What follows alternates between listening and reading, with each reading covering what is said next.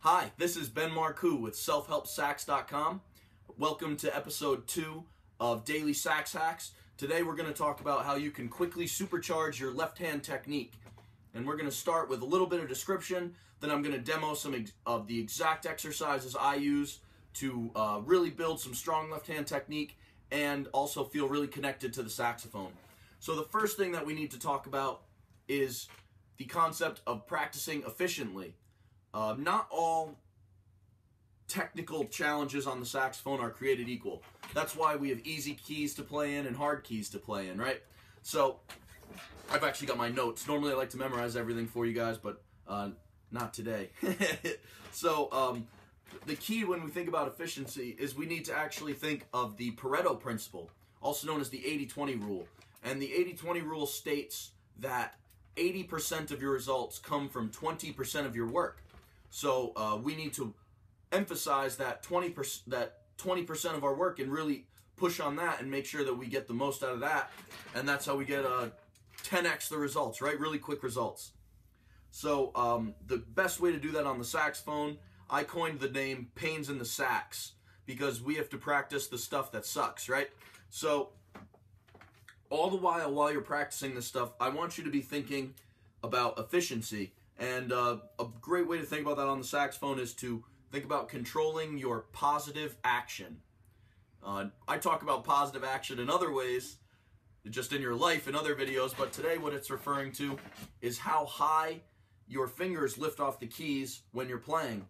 So anytime that, so you don't need to lift your fingers off the keys any further than the pearls because they're not getting any more open. You're just creating a lot of room for you to have to play catch up, right? It's a lot harder to play.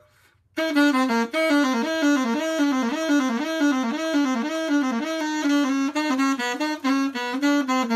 yet, for some reason, a lot of us, we think we do that. We catch ourselves doing that. So it's a lot easier to play.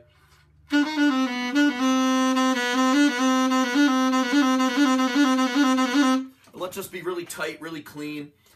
So think about that. And a couple of ways that you can practice that, you can put putty or poster tack, just make sure it won't ruin your pearls. You can put that on your pearls and you'll feel your fingers when it starts to get, when you lift them too far, they'll peel off the poster tack and you'll feel that.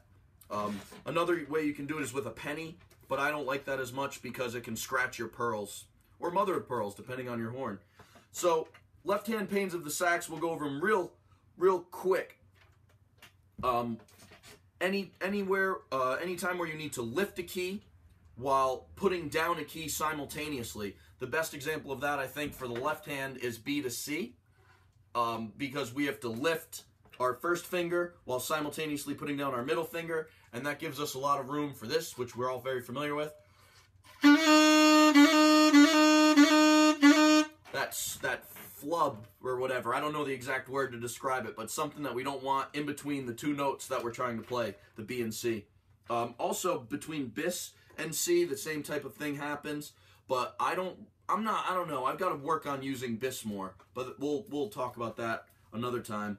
The second one that I can think of is anything using 2 inside B flat, because you have to align your hands, get them working together at the same time. I think one of the hardest ones to go notes between whatever and B flat is between A flat and B flat, because you have to control your 4th and 5th finger, or your ring finger and your pinky on your left hand, which are the weakest fingers on your left hand, while having to depress a key on your right hand. So that's really tough. Then the third one will be anything where you're closing or raising multiple fingers, because that gives you an opportunity to, more opportunity rather, to mess up and have them not fall at the same time. Like say you're trying to go between C sharp and G sharp, you might end up with like a, if your pinky's late, right? So the fourth one is between G and G sharp, anything that uses those 4th and 5th fingers, because they're the weakest fingers, especially 4. They're the weakest on your hands. So now I'm going to demonstrate some exercises that you can use to gain a little comfort and confidence playing in your left hand. So the first thing that you can do is just play the chromatic scale.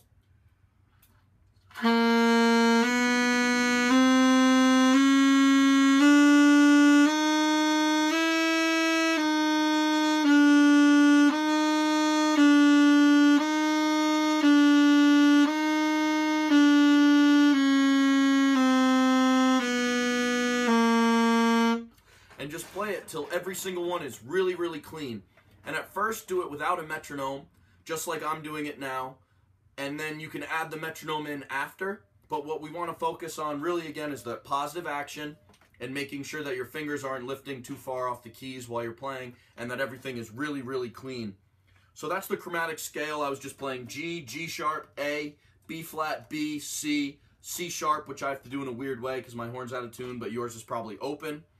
C, B, B flat, A, G sharp, G. Just going up and down.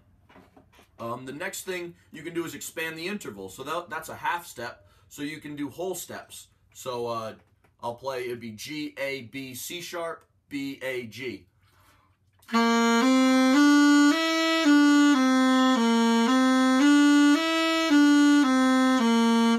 then A flat, B flat, C, B flat, A flat, because D would obviously require your right hand as well.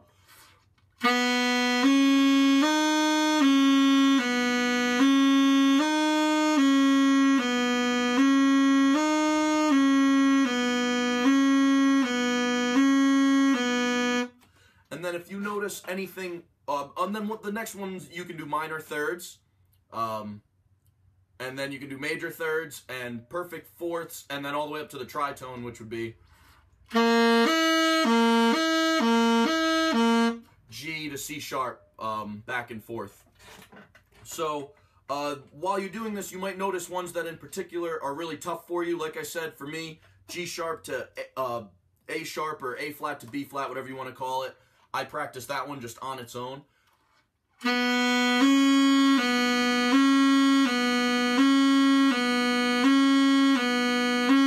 Really try to clean that up. And then B to C is another one I work on really hard.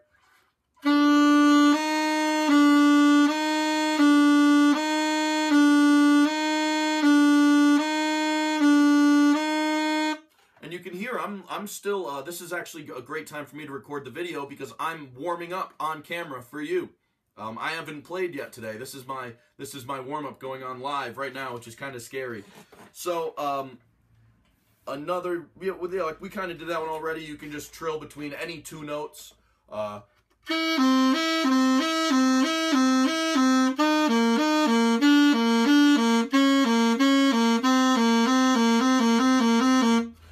Those could be any random notes from the G to the C sharp that are the left-hand notes. Random jumps, like I said. You want to start off no metronome, then go slow metronome, and build speed. So you start, say, let's see if we can do B and C live. This is going to be scary. So we'll start really slow.